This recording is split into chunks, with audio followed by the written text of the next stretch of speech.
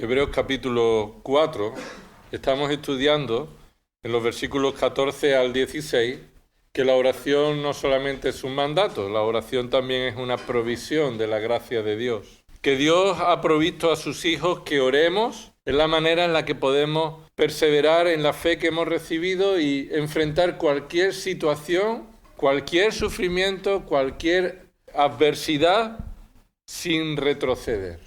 Dice los versículos 14 al 16 de Hebreos 4. Teniendo pues un gran sumo sacerdote que trascendió los cielos, Jesús, el Hijo de Dios, retengamos nuestra fe. Porque no tenemos un sumo sacerdote que no pueda compadecerse de nuestra flaqueza, sino uno que ha sido tentado en todo como nosotros, pero sin pecado. Por tanto, acerquémonos con confianza al trono de la gracia, para que recibamos misericordia y hallemos gracia para la ayuda oportuna. Y estamos estudiando aquí 6 aspectos de la oración que nos animan a crecer en nuestra dependencia del Señor sin retroceder. Sí, hermanos, cualquiera de nosotros se encontraría en muchas situaciones de nuestra vida tentado a retroceder, tentado a abandonar, porque la vida cristiana no es fácil. Vivir en fidelidad, en dependencia del Señor, es una carrera angustiosa. Pablo decía al final de su vida de ministerio, en la segunda carta a Timoteo, que él ha corrido la carrera. Pero él, hablando de esa vida cristiana, usa ese símil de la carrera. Porque la carrera, cualquiera de nosotros que está en una carrera o ha enfrentado una carrera, hay momentos en la carrera que abandonaríamos. Diríamos, ya no puedo más, ya no puedo más. Así que no debemos sentirnos mal cuando a veces tenemos ese sentimiento, porque esa es la forma en la que se manifiesta nuestra debilidad. Cuando decimos, es que no puedo más, es que yo abandonaría, esto no puedo. Pero en esos momentos es cuando el Señor también, por su Espíritu Santo y su palabra, nos recuerda que hemos sido salvados, que ha sido Él el que nos ha buscado, que ha sido Él el que nos ha encontrado, el que nos ha dado nueva vida, el que nos ha unido a Cristo, y estando unidos a Cristo, como hemos recordado en su crucifixión, ahora tenemos una nueva vida en Cristo, que la vivimos por medio de la fe en aquel que murió y resucitó por nosotros. Y que estando unidos a Cristo, estamos unidos en Cristo junto con el resto de los hermanos de la congregación, de su iglesia. Y que ahora no solamente Él empezó una obra en nosotros, que es buena de la salvación, sino que Él es el que la va a terminar, ¿verdad? Él la va a terminar. Entonces nos damos cuenta que el Señor es quien empezó y va a terminar esa obra, y que cuando sentimos la tentación de retroceder, es el Señor quien no lo permite. No lo va a permitir, hermano. El Señor no va a permitir que suframos de tal manera que abandonemos. Y Él no solamente no nos va a dar una prueba de tal manera que abandonemos, una prueba, como dice Pablo, Él no nos va a tentar más de lo que podemos soportar, y Él va a controlar las pruebas, y este es el nivel de prueba que este hermano puede soportar. Eso no es lo que Pablo está diciendo. Sino lo que Pablo está diciendo es que cualquier prueba a la cual el creyente se vea enfrentado, la gracia de Dios es superior, es suficiente para enfrentarla. Y Él nos va a dar, junto con la tentación o la prueba, nos va a dar también la salida. ¿Y cuál es la salida? Pues muchos recursos que la gracia de Dios hemos recibido en Cristo, en su armadura. Enfrentamos la batalla con la armadura de Cristo. Enfrentamos la vida cristiana sin retroceder, recordando y trayendo a memoria nuestra, cada vez que lo celebramos, la muerte y resurrección de Cristo. Y una de las formas en la que el Señor también nos preserva, no va a permitir que nosotros retrocedamos, es por medio de la oración. La oración es un medio que el Señor nos da para perseverar. Y para perseverar necesitamos orar. Y para orar necesitamos perseverar. Y eso es algo que el Señor está proveyendo en nuestra vida. Está forjando nuestra vida. Está obrando en nuestro corazón. Ya estudiamos el domingo pasado de estos 6 aspectos los 3 primeros, ¿verdad? El primer aspecto fue el mandato. Aquí hay un mandato. Es la oración la que debe ponerse en práctica de manera imprescindible e innegociable para retener nuestra fe. Versículo 16, acerquémonos. Ese verbo acercarnos es una manera figurada de hablar de la oración. La oración es acercarnos al trono de la gracia. El segundo aspecto de la oración es el medio. ¿El medio es por medio de quién? Por medio de Cristo. Podemos orar al Padre en el nombre del Hijo. Es gracias a que tenemos a Cristo como nuestro gran sumo sacerdote, que tenemos a alguien por quien podemos acceder, acercarnos a ese trono. Si no tuviéramos a Cristo como mediador, estaríamos perdidos. No podríamos acercarnos a Dios. No podemos orar a Dios si no es por medio de la intercesión de Cristo como nuestro gran sumo sacerdote. El tercer aspecto es el lugar al que nos acercamos, ¿verdad? ¿A dónde nos acercamos en oración? Al trono de Dios, que sin Cristo es el trono de justicia. El trono de Dios es el trono de justicia, el trono de juicio, el trono del gobierno y de la aplicación de Dios de toda su justicia sobre la tierra. Que veamos en Génesis 5 que todos vivieron y murieron es a consecuencia de la justicia de Dios. Porque la paga del pecado justa, lo que merecemos por el pecado que es la muerte. Y la muerte ha sido la aplicación de la sentencia de Dios cuando Él nos dijo que si pecamos, ciertamente moriríamos.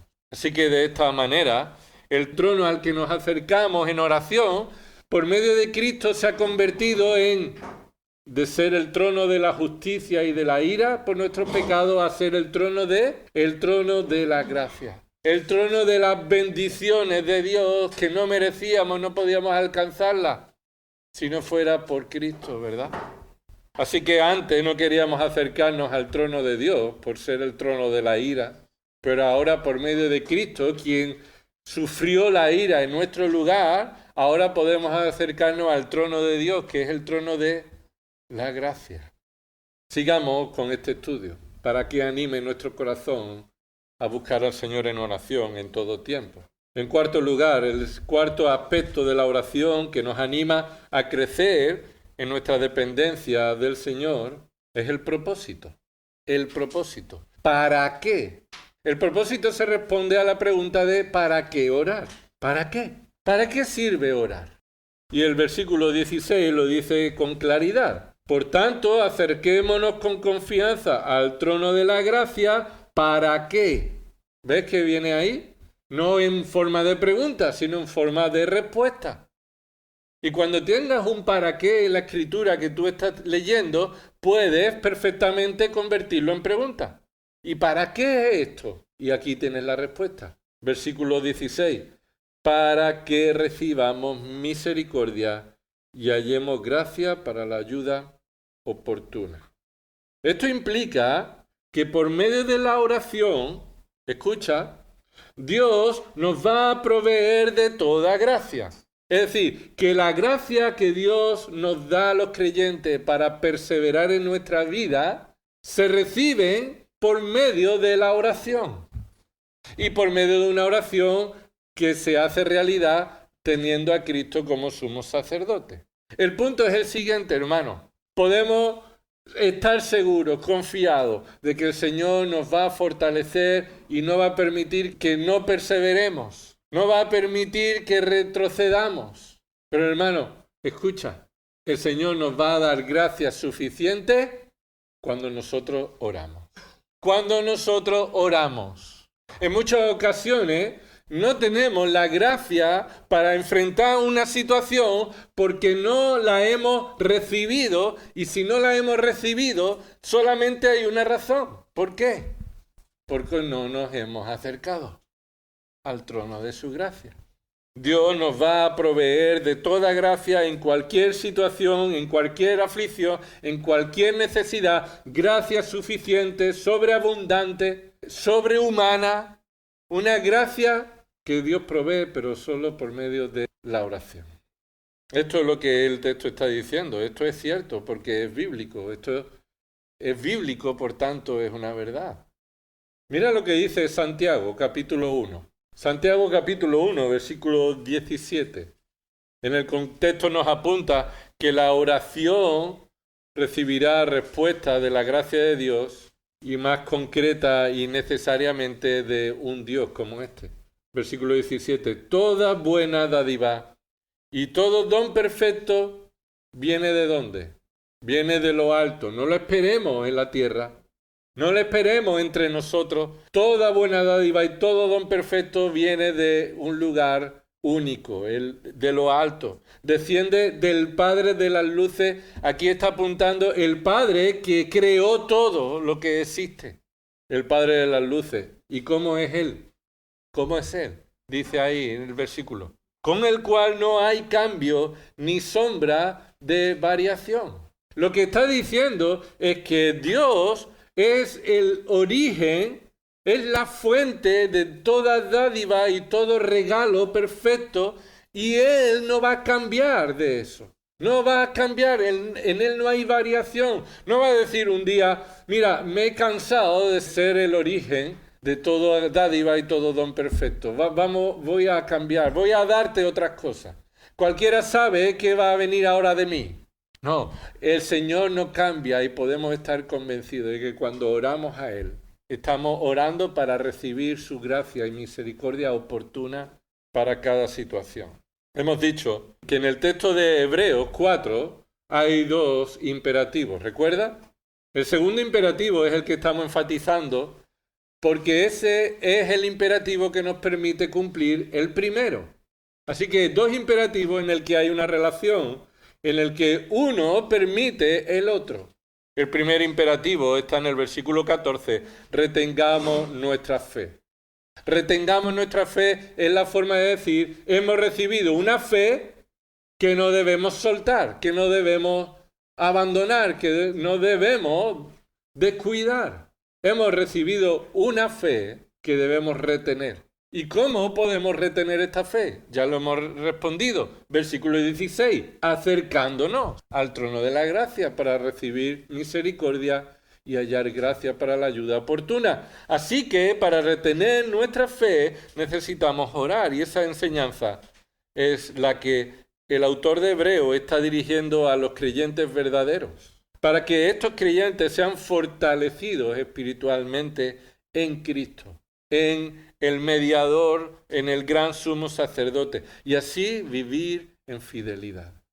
Pero también está dirigido, como dijimos el domingo pasado, a creyentes que no lo son, pero lo parecen. Aquellos aparentes creyentes, aquellos que durante un tiempo han manifestado cierto interés. Aquellos que parece que han puesto su fe en Cristo, pero en realidad, por causa de la persecución y por falta de fruto espiritual, ellos van a retroceder, van a abandonar esa confesión de fe y en este contexto se van a volver al judaísmo. Mira lo que dice Hebreos capítulo 10. Un poco más adelante, el autor de Hebreos está hablando acerca de estas dos realidades, unos que están por retroceder y otros que no retroceden. Dice en el versículo 32, pero recordad los días pasados, cuando después de haber sido iluminados soportasteis una gran lucha de padecimientos. Por una parte, siendo hechos un espectáculo público en oprobios y aflicciones, y por otra, siendo compañeros de los que eran tratados así. Porque tuvisteis compasión de los prisioneros y aceptasteis con gozo, lo quiero subrayar, no sé si lo tienes subrayado en tu Biblia, pero esta es característica de un creyente, aceptasteis con gozo el despojo de vuestros bienes. ¿Cómo pudieron aceptar con gozo el despojo de sus bienes? Por lo que sabían. ¿Por qué? ¿Qué sabían? Sabiendo que tenéis para vosotros mismos una mejor y más duradera posesión. ¿Por seguir a Cristo me quieres quitar lo que tengo en esta tierra? Porque estoy gozoso de que no me podrás quitar la posesión que me es reservada, que es mucho más duradera y más preciosa. Versículo 35. Por tanto, no desechéis vuestra confianza. la cual tiene gran recompensa. Aquí esa confianza es sinónimo a fe, confiar en las promesas de Dios. Así que no desechéis vuestra confianza, es un paralelo a lo que dice el versículo 14 del capítulo 4. Retened vuestra fe, no desechéis la confianza en la palabra de Dios, la cual tiene gran recompensa, versículo 36, porque tenéis necesidad de paciencia, para que cuando hayáis hecho la voluntad de Dios, obtengáis la promesa. Porque dentro de muy poco tiempo, el que ha de venir vendrá, y no tardará. Mas mi justo vivirá por la fe, y si retrocede, mi alma no se complacerá en él. Así que tiene aquí dos tipos de personas. El justo que vivirá no por su justicia, sino por la fe en Cristo. Pero tiene la otro tipo de persona. ¿Cuál es? El que parece ser justo, el que parece ser creyente, pero retrocede. Retrocede en su declaración, retrocede en su fidelidad, en su confianza. El Señor no se complace en tal persona. El Señor no reconoce a tal persona como un hijo suyo. Así que termina el versículo 39 diciendo, pero nosotros, ¿quiénes son esos nosotros? ¿A quién se refiere ese nosotros? Respuesta, a los que se acercan al trono de la gracia, por medio de Cristo. Pero nosotros, los verdaderos creyentes, los que hemos sido despreciados, los que enfrentamos con gozo el que se nos quiten los bienes materiales. Nosotros los que tenemos a Cristo como nuestro gran sumo sacerdote. Nosotros los que tenemos a Cristo como nuestro profeta y rey. Pero nosotros los que nos acercamos al trono de la gracia por medio de Cristo, no somos de los que retroceden para perdición, sino de los que tienen fe para la preservación del alma. Esta es la característica del creyente, que no somos de los que retroceden, sino de los que tienen fe, de los que se aferran a la fe, de los que no desechan, no abandonan la fe. Alguno de nosotros puede pensar al leer entonces este versículo que qué buena confianza tenemos de nosotros mismos, ¿verdad? Qué buena confianza tenemos de nosotros mismos. Nosotros no somos de los que retrocedemos. Como si hubiera algún bien en nosotros, algún mérito en nosotros por no retroceder. Y hermano, el autor de Hebreos está diciendo que tú y yo retrocederíamos si fuera por nosotros. Así que si no somos de los que retrocedemos, es porque Él nos provee de la gracia y misericordia para no retroceder. Y esa viene por medio de la oración. Es decir, hermanos, para poder retener nuestra fe, para ser humillados en medio de la tribulación, para poder tener una conciencia limpia de saber que somos responsables de nuestro pecado, sin esconderlo, para nosotros poder buscar en amor al hermano. Nosotros sabemos que todo esto es posible porque Dios nos ha provisto su gracia y su misericordia en Cristo Jesús. Pero para ello debemos orar, acercarnos en oración. Y tenemos en el capítulo 11 todo un testimonio, le dicen a veces el salón de la fama o el salón de los héroes de la fe. Y sabemos que no son héroes, son personas débiles, como dice el versículo 34, Hebreos 11, 34, apagaron la violencia del fuego, escaparon del filo de la espada, dice ahí, siendo débiles, fueron hechos fuertes por la fe. Tenemos ahí a muchas de esas personas que no obtuvieron la promesa mientras vivieron, pero ellos nunca retrocedieron. Y eso es lo que debemos tener como testimonio para correr nosotros también la carrera como ellos. Todos ellos son testimonios de una fe provista por Dios que fortalece a hombres y mujeres débiles que han preservado en esta esperanza que tenemos en Cristo todas las promesas que Dios nos ha dado. Para perseverar entonces necesitamos tanto la gracia como la misericordia de Dios. Y volvemos ahí al capítulo 4 y observa ese propósito. ¿Para qué nos acercamos en oración al trono de la gracia? Para recibir misericordia y hallar gracia para la ayuda oportuna. Hay dos bendiciones que vienen por medio de la oración. Por medio de acercarnos a Dios en dependencia vienen dos bendiciones a nuestra vida necesarias, inseparables. La misericordia y la gracia. Ya sabemos qué significa misericordia. Y es que la misericordia de Dios es la forma en la que Dios nos trata, no dándonos el mal que merecemos.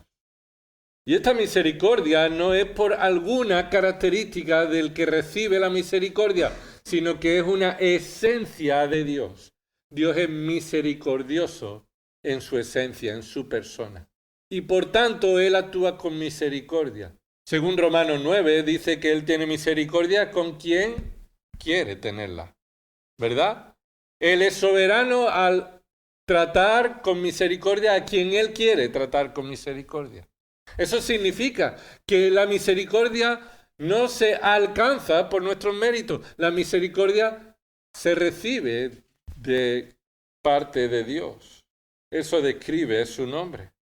Éxodo 34, versículo 6, Dios proclama su nombre delante de Moisés. Él le pide que proclame su nombre y Dios lo hace.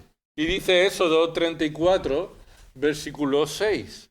Entonces pasó el Señor por delante de él y proclamó. Esto fue el Señor mismo proclamando su nombre. El Señor, Dios compasivo y clemente, lento para la ira y abundante en misericordia y verdad o fidelidad. Versículo 7. El que guarda misericordia a millares. ¿Qué significa que Él guarda misericordia a millares? Está describiendo su grandeza en misericordia. Él tiene misericordia suficiente, Él la tiene provista, nunca se va a quedar sin stock.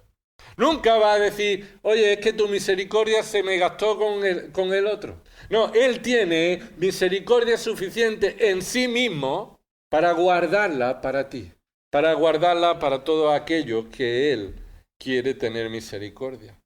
Pero su misericordia viene acompañada ¿de qué? Dice el versículo 7. Él guarda misericordia a millares, el que perdona la iniquidad, la transgresión y el pecado. Por eso la misericordia viene junto con el perdón. Porque Dios no nos da el mal que merecemos porque nos lo ha perdonado. Y si nos lo ha perdonado es porque alguien ha ocupado nuestro lugar. A alguien la justicia de Dios debe ser satisfecha. Y es que todo lo que nosotros merecíamos por nuestro pecado lo derramó sobre Cristo. Él perdona nuestra iniquidad, nuestra transgresión y el pecado. Pero eso no significa que Él será injusto. Continúa diciendo que no tendrá por inocente al culpable. Al culpable no le dice inocente, así porque sí. No, eso es injusto. Al culpable le puede decir, tú eres ahora justo porque alguien ha ocupado tu lugar. Pero Él, al culpable que no se arrepiente, que es responsable de seguir siendo rebelde y pecador, por sus pecados Él nunca lo tomará como inocente. Mira Nehemías, capítulo 9, versículo 17, el testimonio de la misericordia de Dios. Allí recuerda que Nehemías, en un tiempo récord, con la ayuda del Señor y por la provisión de Dios, ha terminado de reconstruir todos los muros de Jerusalén y poner las puertas de madera. Y cuando terminaron de acabar la reconstrucción del muro de Jerusalén, entonces todo el pueblo se reunió en la plaza. Y todos estaban en la plaza, recuerda, diciendo, trae el libro, trae el libro, trae el libro. Le estaban pidiendo a Esdras, el sacerdote Esdras, el que en Esdras leemos que él había preparado su corazón para inquirir la palabra de Dios, aplicarla a su vida y enseñarla. Él, el sacerdote Esdras, junto con otros sacerdotes, abre el libro y comienza a leer la ley de Dios. Tal fue de impacto este hecho en el pueblo, que estuvieron durante horas llorando el pueblo. Entendían la palabra de Dios, entendían que sufrieron por causa de su pecado. Entendían que Dios es misericordioso al ver restaurar de nuevo a su pueblo ahí. En Nehemías capítulo 9, entonces Esdras comienza otra vez por medio de los profetas y empieza Esdras con una oración que en el versículo 17 habla a Dios, una oración que habla a Dios y dice, Esdras 9:17, rehusaron escuchar. ¿Quiénes son los que rehusaron escuchar? El pueblo de Israel. Rehusaron escuchar y no se acordaron de las maravillas que hiciste entre ellos. Y yo digo, pues yo soy igual que ellos. Yo a veces rehúso escuchar la palabra de Dios cuando me conviene. No soy distinto al resto de hermanos. No soy distinto al resto cuando también me olvido de las maravillas que el Señor ha hecho conmigo. Yo soy igual. Pero Israel continuó, dice, endurecieron su cerviz, eligieron un jefe para volverse a su esclavitud en Egipto. Qué rebelde, ¿verdad? Y es lo que dice el autor de Hebreos. Cualquiera de nosotros hubiera recogido su chisme y hubiera tomado otro camino. ¿Esto es servir al Señor? ¿Esto es seguir al Señor? ¿De verdad que tengo que sufrir esto? ¿Tengo que pasar esto? ¿Tengo que depender tanto de Él? ¿No podría el Señor darme todo lo que yo quiera? Cuando yo quiera, como yo quiera. Y dice ahí, pero tú, gloria a Dios por los peros, ¿verdad? Pero tú eres. Esdras está recordando cómo somos. Y está diciendo, si Dios no fuera como Él es, no habría para nosotros esperanza. Nuestra fe no está arraigada en lo que nosotros seamos capaces de hacer. Nuestra fe está arraigada en cómo es Dios. Y por eso no retrocedemos, porque Dios es, ha sido y será siempre. ¿Y cómo es Él? Pero tú eres un Dios. Esto significa, eres el único Dios, un Dios de perdón, clemente y compasivo, lento para la ira y abundante en misericordia. Y no los abandonaste. Cuando usamos el lenguaje que estamos usando, que Hebreo usa de retener la fe. Recuerdo también cómo en muchas ocasiones en nuestra propia vida, en la expresión de cómo hablamos de nuestro testimonio, de cómo el Señor nos ha ayudado, a veces usamos esta forma de hablar también. Usamos esta forma de hablar como hebreo. En esta situación me aferré al Señor. Me aferré al Señor. Y esto puede tener un sentido y puede ser cierto. En muchas ocasiones cualquiera de nosotros podemos dar testimonio de cómo nos hemos aferrado al Señor, ¿sí? Pero hay una realidad superior, más importante a esta. Y no es que fui yo quien me aferré al Señor. Fue el Señor quien me tenía a mí y no me abandonó. ¿Cómo dice ahí? Termina diciendo el versículo. Abundante en misericordia y no los abandonaste. El Señor no tira la toalla con sus hijos, hermano. El Señor no te abandona. No te abandona. Y esta es la razón por la que debemos acercarnos a su trono de la gracia para recibir esta misericordia. Así que la oración se convierte en una oración de un creyente pecador. Un creyente que reconoce su pecado. Un creyente que primero mira su viga antes de ver la paja en el otro. Un creyente que se examina a sí mismo para ver si hay algo en mi ojo que me hace caer y estar dispuesto a arrancármelo y sacármelo. Un creyente que por la gracia de Dios puede venir a Dios y pedir perdón por sus pecados. Por eso, acercarse al trono de la gracia para recibir misericordia es acercarnos al Dios que perdona nuestros pecados y no nos abandona. No nos abandona. Para perseverar, hermanos, necesitamos la misericordia de Dios continuamente, ya que merecemos el castigo continuo por nuestros pecados. Y seguimos pecando, hermanos. El que dice que no tiene pecado, dice Primera de Juan, capítulo 1, hace a Dios mentiroso y la verdad no está en él. Si un creyente espera dejar de pecar para estar gozoso y seguro de su salvación, lo tiene claro. La seguridad de la salvación no está en mi fidelidad, sino en la perfección de Cristo. El creyente no tiene razón ninguna para no confesar el pecado. Respondemos con pecado cuando otros pecan con nosotros, y esa es la raíz de nuestros conflictos, de nuestros problemas. Y si no examinamos ni reconocemos esta realidad, como dice Proverbios 28:13, no avanzaremos, no prosperaremos. Proverbios 28:13, ¿qué dice? El que encubre su pecado no prosperará, mas el que los confiesa y lo abandona hallará ¿qué? Misericordia. Así que cuando nos acercamos para hallar misericordia, nos acercamos con nuestro pecado, hermano. Nos acercamos al trono de la gracia para recibir misericordia es porque venimos primero confesando nuestros pecados. ¿Cómo enseñó el Señor Jesús a los apóstoles a orar? Y en esa oración perdona nuestras ofensas o nuestras deudas, así como nosotros perdonamos a nuestros deudores. Ahí el Señor Jesús está diciendo que la forma en la que recibiremos misericordia es en la forma en la que nosotros estaremos dando misericordia. Si no estamos perdonando los pecados de alguien que nos ha ofendido, tampoco el Señor va a perdonar nuestros pecados. Esto no significa que perdemos la salvación, sino que mantendrá su gracia retenida mientras nosotros no apliquemos nuestra vida, su misericordia con otros. Hermano, la oración es la provisión que Dios nos da para acercarnos a su trono de gracia y hallar misericordia, confesando nuestro pecado. Y para confesar nuestro pecado requiere un examen detenido. Ayer me decía Lucas, haciendo algunas tareas, que una de las preguntas no sabía qué responder. Y al profundizar en dónde está la dificultad, nos dimos cuenta que es que, a diferencia de otras preguntas, esta era más complicada. Esta era más complicada. ¿Qué quiere decir, hermano? Que hay preguntas o hay situaciones que requiere un pararse, un examen, un detenimiento, una meditación. Y la confesión de nuestro pecado es una de las que más meditación requiere.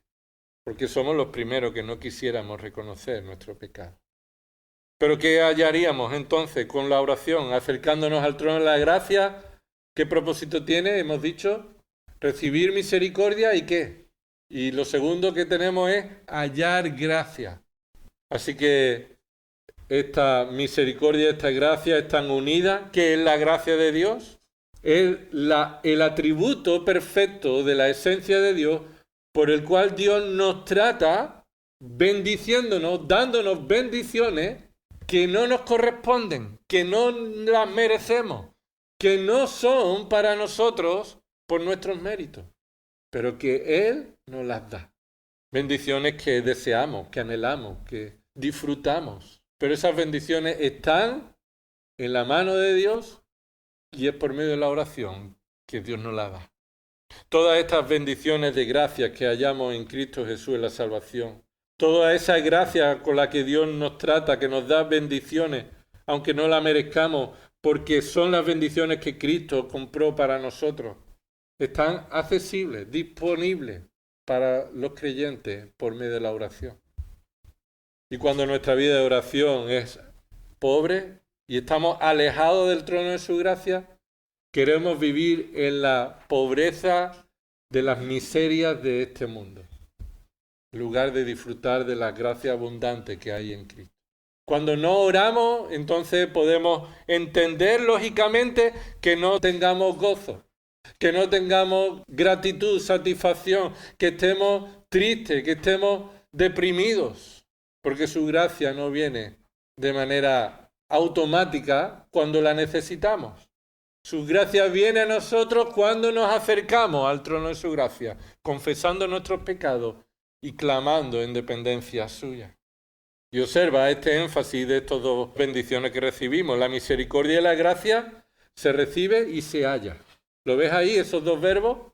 El verbo recibamos y el verbo hallemos son verbos que están enfatizando que es por la iniciativa de Dios y no en base a nuestro esfuerzo que lo hallaremos, que lo recibiremos. Diferente que pusiera ahí para que consigamos misericordia, ¿verdad? Porque lo habremos conseguido, fruto de nuestro esfuerzo. No, la misericordia y la gracia no se reciben en base a nuestro esfuerzo, sino por la iniciativa que Dios tiene al proveerla en respuesta a la oración. Es una provisión de la gracia de Dios que podamos orar y Él nos capacita para crecer en esta oración. Hermanos, lo hemos dicho el domingo pasado, oramos menos de lo que debiéramos, todos. Primero un servidor y después quien quiera sumarse. Todos deberíamos estar orando como respiramos. De la misma manera que respiramos, así debe ser nuestra vida de oración, sin parar, sin parar. Para retener nuestra fe, entonces nos damos cuenta que nuestra vida está ligada a la oración y por medio de la oración la misericordia y la gracia se recibe. Pero se recibe de una manera también eficaz, porque termina diciendo y hallemos gracia para la ayuda oportuna. ¿Qué significa eso? Significa que Dios te va a dar la gracia para esa necesidad de ese momento. La oportuna, la de la oportunidad, la necesaria en ese momento. Es decir, Dios no te da su gracia para todas tus dificultades, sino que Dios te da su gracia para la dificultad de la que tú estás viviendo en ese momento y por la cual estás orando. Esa es la respuesta de Dios. Y Dios no trae una gracia diferente de la que tú necesitas. Dios no es como alguien a quien tú le puedas pedir un destornillador y te da un martillo, ¿verdad? Dios no es cuando decía el Señor Jesús que debemos orar sabiendo que Él va a responder. Y Él dijo, ¿qué padre hay entre vosotros? Lo dijimos el domingo pasado, ¿verdad? ¿Qué padre hay entre vosotros que su hijo le pide pan y Él le da qué? Una piedra.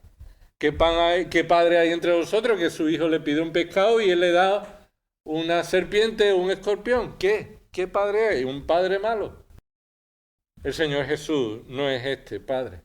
El Señor Jesús dice, nuestro Padre que nos da todas bendiciones, es un Padre que nos da la ayuda oportuna. A veces pensamos que el Señor nos va a dar la ayuda oportuna que es la que nosotros esperamos.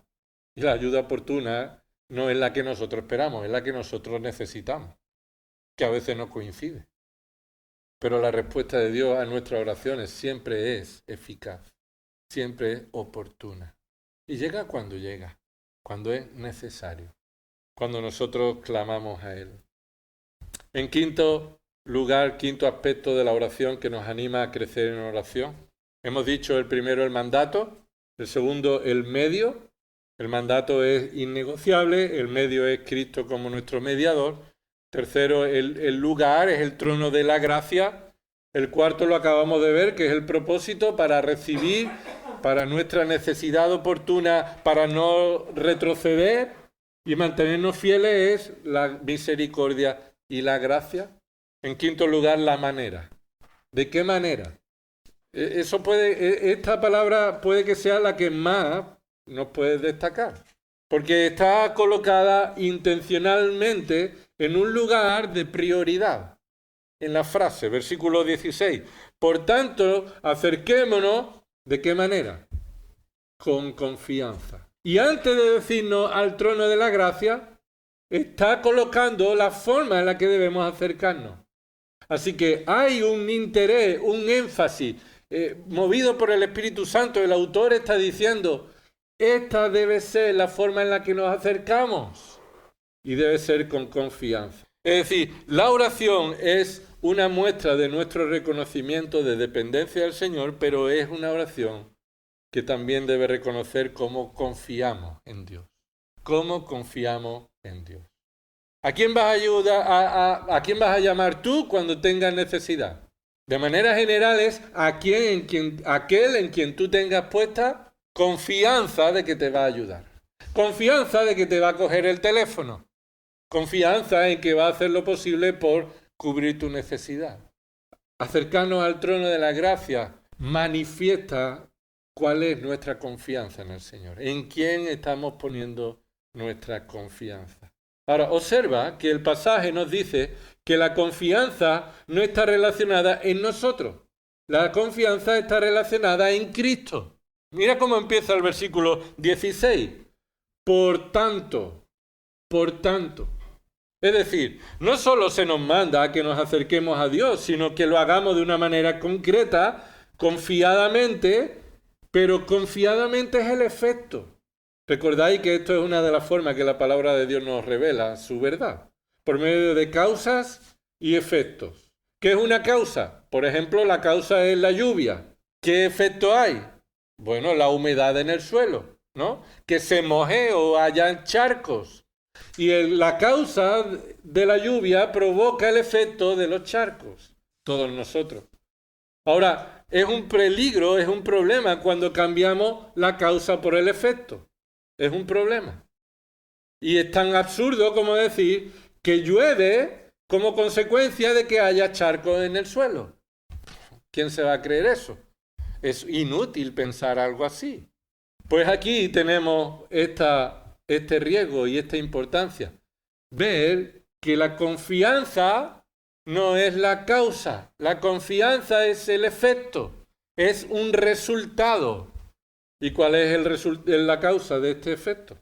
Y nos lo dice esta conjunción, versículo 16, por tanto. Por tanto, se utiliza para mostrarnos la relación que hay entre una causa y el efecto. Llueve, por tanto, hay charcos en el suelo. Y si hay aquí un por tanto, es que acercarnos con confianza es resultado de algo anterior, que es su causa. ¿Cuál es? ¿Cuál es esa causa? Nuestro tipo de gran sumo sacerdote que tenemos en Cristo. Uno que puede compadecerse. Uno que conoce que somos polvo. Uno que ha sufrido el dolor de la muerte de Lázaro y lloró en su tumba. Uno que ha sufrido el hambre y la sed. Uno que es un mediador que conoce tener tanto sueño, como decíamos el domingo pasado, que se durmió en medio de una tempestad y no se despertó. Uno que conoció la traición y el cielo y la tierra lo abandonó. Uno que conoció el engaño de los aparentes seguidores y fue entregado y abandonado por ellos. Ya que tenemos ese mediador, a Cristo, que se hizo hombre, sufrió nuestra debilidad, pero sin pecado. Cristo entonces nos trae la confianza, hermano. Cristo es la causa de nuestra confianza. Confiamos en acercarnos y recibir la misericordia y la gracia porque Cristo es nuestro mediador. La oración entonces se realiza con la confianza que encontraremos la respuesta porque Cristo es quien es nuestro mediador. No es la confianza en nosotros, hermano. Entonces, es un error pensar que la confianza es una causa. La confianza no es una causa que comienza en nosotros y que provoca el efecto de recibir la misericordia. La confianza no viene dada porque yo sé que como estoy ofrendando, el Señor va a escuchar mis oraciones. Y como yo estoy siendo fiel a las reuniones y estoy orando tanto y leyendo tanto y haciendo todo lo que se espera de mí, ahora tengo la confianza de que Dios me va a escuchar. Esa suele ser nuestra confianza. El texto no está diciendo que entremos confiadamente por lo que llevamos nosotros en nuestras manos. El texto dice que entremos confiadamente por quien ya entró por nosotros en el lugar santísimo. Él ya está a la diestra del Padre. Él ya intercede por nosotros. Y ahora podemos entrar, acercarnos en oración, teniendo la confianza de que Él, nuestro Señor y Salvador Jesucristo, está allí. Y diciéndole al Padre, ellos son de los que tú me has dado y yo los tengo en mis manos. Son de los que yo te rogué que tú los guardaras del mundo. Así que esta confianza es precisamente todo lo contrario a confiar en nuestros méritos, nuestras habilidades. Pablo lo supo muy bien, hermano, lo supo muy bien. Mira 1 Timoteo conmigo. 1 Timoteo. Todavía a Pablo le quedaba carrete en este momento de su ministerio. Todavía él estaba en un periodo intermedio. Había sido apresado y escribió esas 4 cartas de la cárcel, pero después fue puesto en libertad, continuó predicando el Evangelio. Y antes de ser apresado en segundo lugar, escribió 1 Timoteo y Tito. Y entonces el Señor le estaba mostrando a Pablo el ejemplo que él estaba sirviendo para otros cuando él ya no estuviera. De cómo debía servir Timoteo y el resto de los pastores, ancianos y maestros y obispos y todo creyente en todo lugar, en toda historia. Y Pablo entonces podía entender que él era un testimonio de la gracia de Dios para los que también han recibido gracia. Y así lo expresa en esta primera carta. Dice el versículo 12, 1 Timoteo 1, 12. Doy gracias a Cristo Jesús nuestro Señor, que me ha fortalecido, porque me tuvo por fiel, poniéndome en el ministerio. Me consideró ser fiel para ponerme en el ministerio. Y Él me ha fortalecido para continuar en este ministerio. Pero me puso por fiel para ponerme en el ministerio a pesar de mí, aún habiendo sido yo antes blasfemo. Ese argumento es a pesar de lo que yo era. No por lo que yo era me considero fiel, sino contrario a lo que se podría esperar. Yo era blasfemo, perseguidor y agresor. Yo no buscaba a Dios para servirle, yo buscaba a los creyentes para matarlos. Pero dice, versículo 13, sin embargo, se me mostró misericordia, porque lo hice por ignorancia en mi incredulidad. Y ya estudiamos este texto para explicar qué significa esto, porque lo hice en ignorancia, por mi incredulidad. No está diciendo Pablo que halló misericordia porque él era inocente por su ignorancia. No, Pablo no está diciendo que él era inocente por su ignorancia, en su incredulidad. Pablo está diciendo que por eso se le dio misericordia, a pesar de ser yo culpable. Pablo está aquí reconociendo que por mi incredulidad yo ignoraba lo que estaba haciendo y era culpable de lo que estaba haciendo. Y por eso hallé misericordia, porque yo estaba haciendo y era responsable de todo lo que hacía en contra de Dios. Versículo 14, pero la gracia. De nuevo, misericordia y gracia están juntas, ¿verdad? Inseparables. Pero la gracia de nuestro Señor fue más que abundante. Mira, si yo le pido a un hermano que se acerque ahí a la tienda de enfrente y que compre 1 euro de pan y yo le doy 1 euro, no le he dado más que abundante, le he dado lo suficiente. Era 1 euro. Pero si yo le doy 1.000 euros para que compre 1 euro de pan, le he dado más que abundante de lo que necesita. Y eso es lo que Pablo está diciendo aquí. Que la gracia de nuestro Señor Jesucristo es más que abundante para con nosotros, con la fe y el amor que se hallan en Cristo Jesús. Mucho más de lo que necesitamos. Sin medida, sin miedo a no tener suficiente, confiadamente. Confiadamente. Tenemos gracia.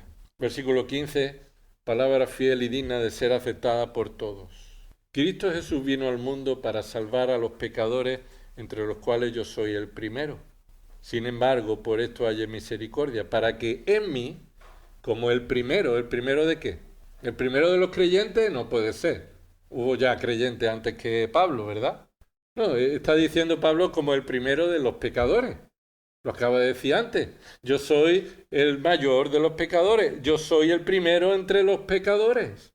Pues para que en mí, como el mayor de los pecadores, se muestre que Jesucristo demostrara toda su paciencia como un ejemplo para los que habrían de creer en Él para vida eterna. Los que habrían de creer en Él para vida eterna somos tú y yo. Los anteriores a nosotros y los que vienen por detrás. Los que creerán. Y ver la misericordia y la gracia que Dios ha tenido con Pablo, esto nos debe traer también ejemplo de confianza en la provisión de Dios. Así que hermanos, ¿por qué no oramos? ¿Por qué no oramos? La respuesta del texto es porque no confiamos. Porque no confiamos suficiente en aquel que es pleno, merecedor de nuestra confianza. Versículo 17, por tanto, al Rey eterno, invisible, inmortal, único Dios, a Él sea honor y gloria por los siglos de los siglos. Amén. Esta es la confianza que Pablo tenía al acercarse al trono de la gracia. No en sí mismo, sino en ¿quién? En la misericordia, la gracia, en la paciencia que se hallan en Cristo Jesús de manera sobreabundante en la fe y en el amor que hay en Él. Así que la ayuda oportuna, la gracia y la misericordia se van a hallar con toda confianza porque Dios es sobreabundante para responder a sus promesas. Y en sexto lugar, terminamos. Espero que esto el Señor obre en nuestros corazones para hacernos crecer en oración humildemente dependiendo de Cristo, confesando nuestros pecados y hallando la gracia y la misericordia oportuna. Porque tenemos el ejemplo. Terminamos con el ejemplo. Podemos hablar de muchos ejemplos de oración. Muchos, ¿verdad? La oración de Ana, la oración de María, la oración de Daniel. Pero el texto mismo nos presenta a Cristo como el perfecto ejemplo de oración. Así que después de habernos dicho que nos acerquemos, porque tenemos a Cristo como gran sumo sacerdote, y nos acerquemos con confianza, en el capítulo 5 nos presenta a Cristo como el ejemplo de cómo Él lo hizo.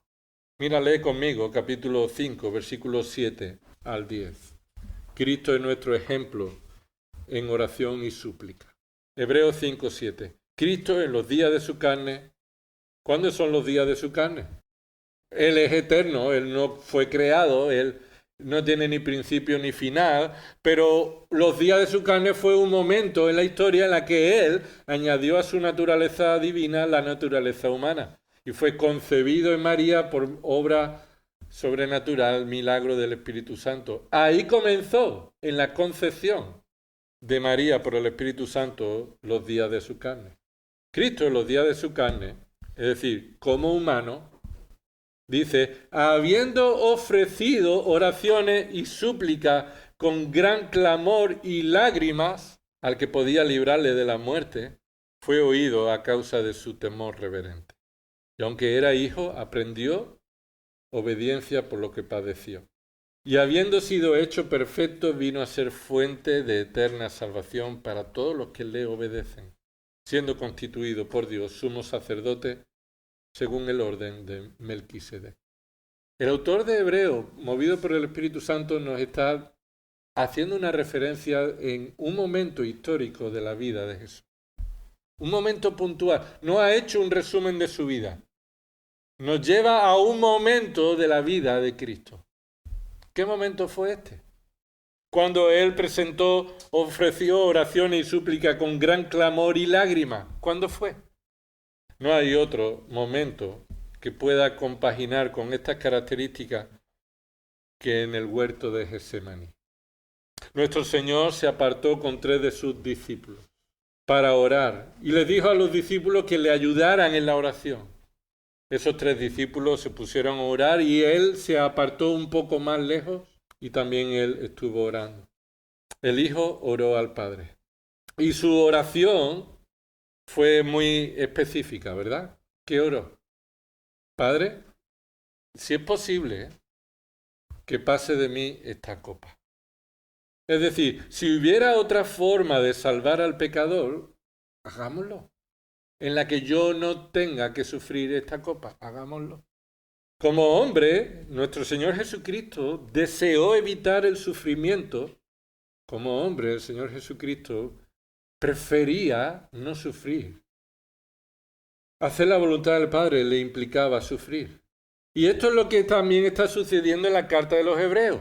Por eso el Espíritu Santo trae aquí al ejemplo de Cristo. Los hebreos están sufriendo por ser discípulos de Cristo. Y están pidiendo, Señor, este sufrimiento, esto que implica seguirte. No quiero pasarlo. También nosotros hoy deseamos evitar los sufrimientos, ¿verdad? ¿Quién quiere sufrir? Que levante la mano. No queremos ninguno sufrir. Y estamos tentados a evitar el sufrimiento, retrocediendo. Pero si sabemos que si retenemos la fe, eso va a ser estar en medio del huracán. Pero Jesús se mantuvo fiel. Él hizo esa oración, ¿verdad? Si es posible que pase de mí esta copa. Pero Él se mantuvo fiel a la voluntad del Padre. Y terminó esa oración diciendo, pero no se haga mi voluntad humana. Ahí hay que recordar que esa es la voluntad humana de Cristo, que aún la voluntad humana de Cristo se somete a la voluntad del Padre.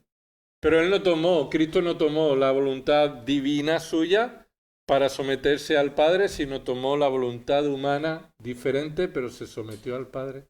Y aquí Él dice, no se haga mi voluntad, sino la tuya. Así que Cristo oró en el trono de la gracia para hallar la misericordia y gracia para la ayuda oportuna. ¿Y cuál es la ayuda oportuna? Señor, que se haga tu voluntad y no la mía. Que se haga tu voluntad y no la mía. La obediencia a la voluntad de Dios, aunque implique sufrimiento, es lo que debemos desear. La voluntad de Dios, aunque implique sufrimiento, es lo que debemos desear. Y hermano, es lo que va a traer verdadero gozo. El verdadero gozo no es en la ausencia de dificultades, sino en hacer la voluntad de Dios, aunque eso implique sufrimiento. Mira lo que dice el versículo 7, Hebreos 5:7. Dice que Cristo oró confiadamente al Padre, sabiendo que, ¿qué dice ahí? Que podía librarle. Aquel que podía librarle. Lo que está enfatizando aquí es que significa que el Señor Jesús estaba convencido que Dios tenía poder para librarle. Que no era cuestión de limitado su poder, sino si querría o no. No si tendría poder o no, sino si querría o no. Oró a él, a aquel que podía librarle. ¿El Padre respondió a la oración, sí o no? Os pregunto. ¿El Padre respondió a la oración? ¿Sí o no? Sí, dice el texto.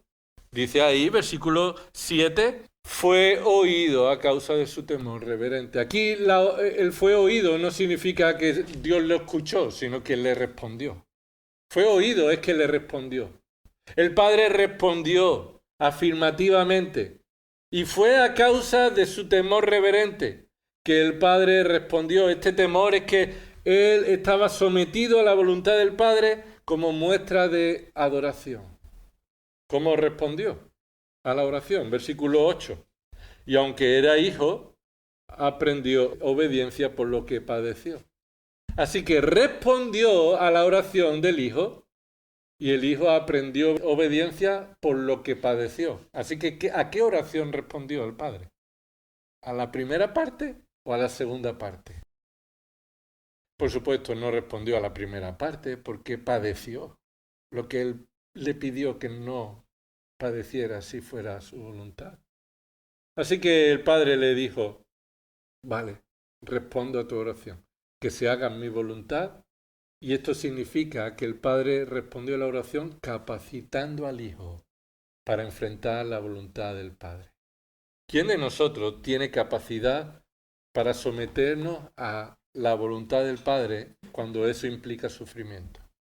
Eso viene por medio de la oración, por medio de Dios que nos provee capacidad para seguir en la voluntad de Dios. El Padre respondió al Hijo y lo fortaleció para cumplir su voluntad. Enfrentó la muerte con obediencia para la cual aprendió en su naturaleza humana lo que implicaba obedecer a Dios, lo cual demostró hasta el final ser hombre perfecto, el Mesías, el Cristo perfecto, el supremo sumo sacerdote perfecto que Dios ha provisto para los pecadores.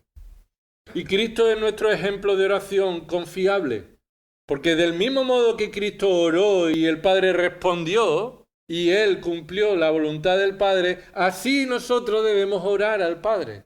Desde ese momento en el huerto, Cristo fue un ejemplo en todo lo que enfrentó en las siguientes horas de ver la respuesta a esa oración.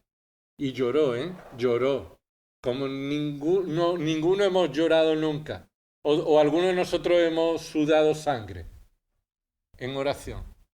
Pues el Señor respondió a tal situación y Él fue un ejemplo para nosotros de cómo no entrar en tentación. 3 veces le dijo a sus discípulos que oraran para no entrar en tentación, ¿verdad? 3 veces le dijo, orad para que no entréis en tentación. Y cuando llegó y le dijo eso es porque los había encontrado, ¿qué? Durmiendo. Siempre yo había creído que la tentación a la que se refiere ahí es quedarse dormido. La tentación de quedarte dormido. Y entonces muchas veces he sentido la culpa de haberme dormido en medio de la oración. Y este texto ha venido a mi mente y siempre he pensado es que tenemos que orar sin entrar en la tentación de dormirnos. Y creo que no es eso lo que el Señor Jesús decía. La tentación por la que ellos necesitaban orar no se refería a quedarse dormidos, no. El contexto de Mateo 26, os pido que vengáis, nos da esta respuesta y con esto terminamos. Mateo 26. Versículo 45 al 51. Mateo 26, del 45 al 51. Mateo 26, 45. Entonces vino a los discípulos y les dijo: ¿Todavía estáis durmiendo y descansando? Y aquí ha llegado la hora y el Hijo del Hombre es entregado en manos de pecadores. Ya se acabó el tiempo, ¿verdad? De la oración. Ya ahí no es orar para que no entréis en tentación. Ya ha llegado la hora. Ya ha llegado la hora.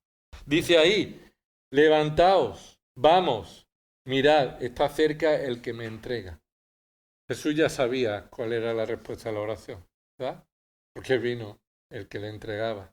Versículo 47, mientras todavía estaba él hablando, he aquí Judas, uno de los 12, llegó acompañado con una gran multitud con espada y garrote de parte de los principales sacerdotes y de los ancianos del pueblo. Y el que le entregaba les había dado una señal diciendo: al que yo bese, ese es, prendedle.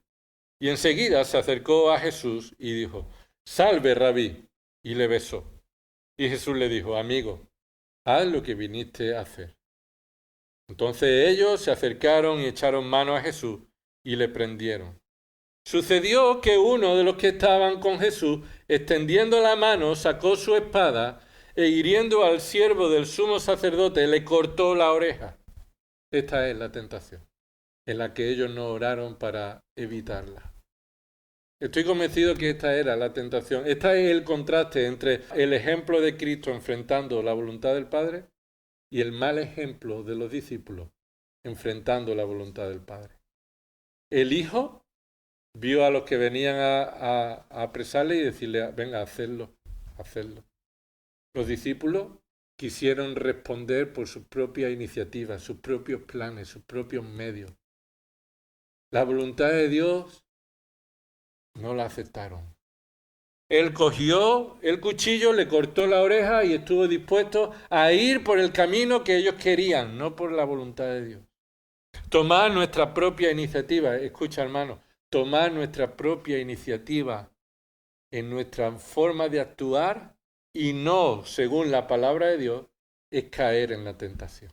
Evitar el sufrimiento por no hacer la voluntad de Dios, sino tomar un camino intermedio o de nuestra propia opinión, eso es caer en la tentación. Es más fácil llegar a presentar la ofrenda y acordarte de que alguien tiene algo contra ti y decir: es que ir ahora para allá, enfrentar ahora esta discusión, enfrentar esta conversación. Mira, es más fácil seguir para adelante. Hermano, hacer la voluntad de Dios implica abandonar el camino ancho, el camino fácil. Hacer la voluntad de Dios es tomar en dependencia del Señor en oración, someternos a la voluntad del Padre y hacerlo como Él nos ha dicho en su palabra. Aunque sea lo más difícil, lo que menos quisiera yo hacer. Pero ahí es donde encontramos la provisión de Dios y la gloria para Dios. Jesús lo confronta, dice el versículo 52, míralo ahí. Vuelve tu espada a su sitio, porque todos los que tomen la espada a espada perecerán. Es decir, no tomes el camino de tu propia iniciativa porque vas a sufrir las consecuencias, serás tratado igual. Sométete a la voluntad del Padre, como yo lo estoy haciendo, dijo el Señor Jesús a Pedro, ¿no? Fue Pedro quien hizo esto, ¿verdad? Versículo 53 dice: ¿o piensas que no puedo rogar a mi Padre? De nuevo aparece el tema de la oración. Es que tú te crees que yo te necesito. Tú no piensas o te has olvidado que yo puedo rogar a mi Padre y Él pondría a mi disposición ahora mismo más de 12 legiones de ángeles. Tremendo, hermano, escucha, tremendo esta frase. Porque estoy convencido que Jesús está diciendo que si el Hijo en ese momento le rogara al Padre que mandara 72.000 ángeles para defenderlo, el Padre los mandaría. Pero el Hijo no lo oró. El Hijo decidió orar de una manera concreta, que se haga tu voluntad. Y eligió no orar otras cosas. Él decidió no orar esto. ¿No piensas tú que yo puedo orar al Padre y Él me lo mandaría? Versículo 54, pero ¿Cómo se cumplirán entonces las escrituras de que así debe suceder? Así que tenemos al Hijo cumpliendo las escrituras fielmente, sacrificadamente, en oración, y tenemos nuestro testimonio, Pedro, que es nuestro compañero, el que nos representa también ahí, lo que haríamos nosotros ahí, la rebeldía de querer tomar el camino de nuestra opinión, nuestra propia iniciativa. Jesús no hizo esa oración, Jesús se mantuvo fiel a la oración del huerto, que se haga tu voluntad y no la mía. Y no cayó en la tentación de buscar una salida diferente, a la cual sí cayeron en la tentación Pedro. Y nuestra oración debe seguir el ejemplo, hermanos, de Cristo. Nosotros hoy seguimos necesitando cada vez más seguir el ejemplo de Cristo en nuestra vida de oración. Orar bíblicamente, orar confiadamente, orar por la provisión de la misericordia y la gracia de Dios, orar sin cesar, orar confiados en la obra perfecta de Cristo y orar acercándonos al trono de su gracia. Vamos a orar. Señor, te damos gracias por tu misericordia. Señor, porque tú has dado tu palabra y has dado ejemplo en Cristo Jesús para saber cómo debemos vivir, perseverando y reteniendo la fe. Y te pedimos, Señor, que si hay alguien aquí que no cree en Cristo como su Señor y Salvador, tú le des la fe que le salva, la fe que le trae a la salvación, la fe en Cristo únicamente. Y el resto de los que estamos aquí, que ya hemos sido salvados, que ya hemos recibido tu gracia y misericordia en el momento en el que nos hiciste nacer de nuevo. Señor, que sigamos confiando en ti, sigamos demostrando nuestra necesidad de ti, sigamos sufriendo las consecuencias del pecado, pero dependiendo de tu gracia y misericordia en Cristo. Que oremos, Señor, más, que valoremos a Cristo en su perfección como quien es. Señor, perdónanos porque caemos en tentación muchas veces de tomar la iniciativa para que se cumpla nuestra voluntad, porque buscamos camino más cómodo. Pero no es ese el camino que te glorifica, Padre. El camino que te glorifica es el camino en el que implica seguir tu palabra en oración, siguiendo el testimonio de Cristo, a pesar del sufrimiento. Merece la pena sufrir por Cristo. Te damos gracias por habernos creado y habernos salvado para tu gloria, y que como iglesia crezcamos en estas realidades espirituales hacia ti y unos a otros, Señor. En el nombre de Cristo Jesús. Amén.